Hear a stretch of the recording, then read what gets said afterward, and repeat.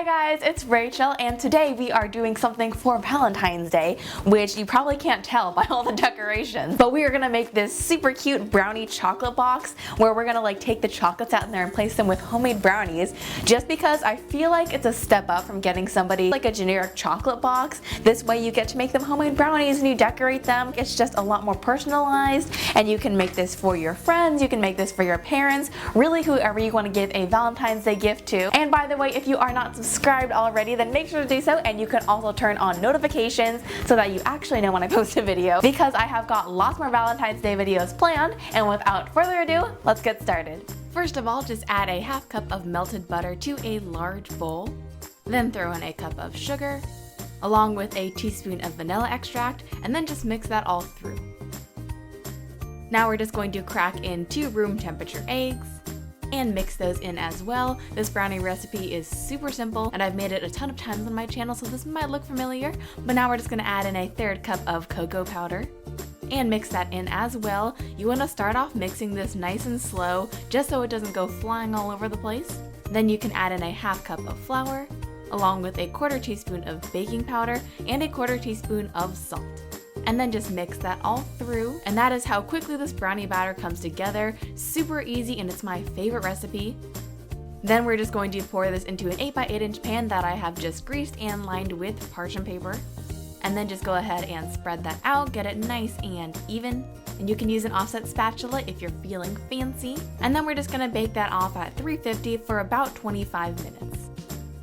And then once it comes out of the oven, you want to let that cool down completely, and even pop that in the fridge for a little bit just so it's fully set.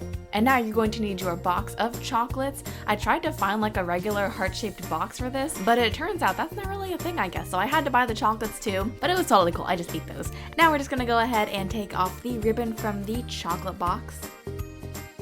And then if you'd like to decorate this, which I totally recommend, you're just gonna go ahead and trace this onto some hot pink paper. You can definitely DIY this any way you'd like to though. You could paint the box, you could cover it with paper like I'm doing, you could put a picture of yourself on it, whatever you're feeling. Then I'm just going to trace this onto some pink paper, overlapping it just a little bit to give us kind of that color block look.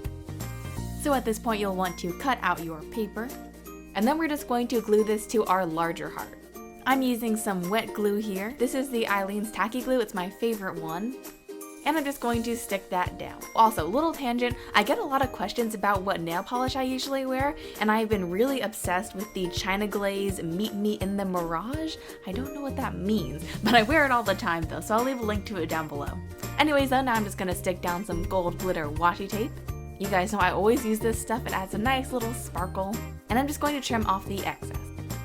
Then I'm going to grab some gold shiny stickers that say XO, and I'll stick those down.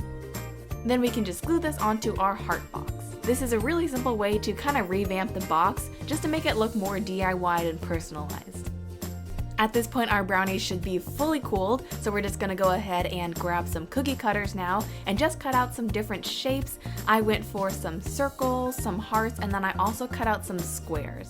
And just a quick tip, it's really nice to invest in some stainless steel cookie cutters. These cut through the brownies so much more easily than a plastic cookie cutter. It just gives you a more precise line. And for the squares, I don't have a square cookie cutter, so I just used a knife to cut these out. Honestly, between the chocolates and the brownie scraps, this is basically a gift for yourself too.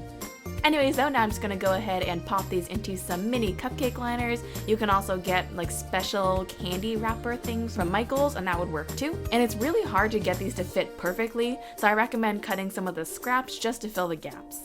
And then I'm just gonna grab some buttercream frosting here, link for that over on my website, and I'm just gonna pipe out some different designs. This is the super simple part of it. You can do hearts, you can do stripes, you can add sprinkles, really whatever you have on hand, and whatever your artistic ability can manage, which for me basically meant sticking to these squiggles and stripes.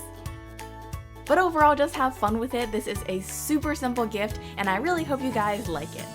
Alright guys, our brownie box is finished now and I think it looks super cute. Like I said, this is a super fast recipe and you can pull this together really quickly. You could even make it for like a last minute gift. Anyways though, I hope you guys have enjoyed this video. Oh, I almost knocked over all the chocolates. That would have been bad because I'm planning to eat these later. Anyways though, I hope you guys have enjoyed this video. Don't forget to like and comment and subscribe and do all that fun stuff so I can comment you guys back down below.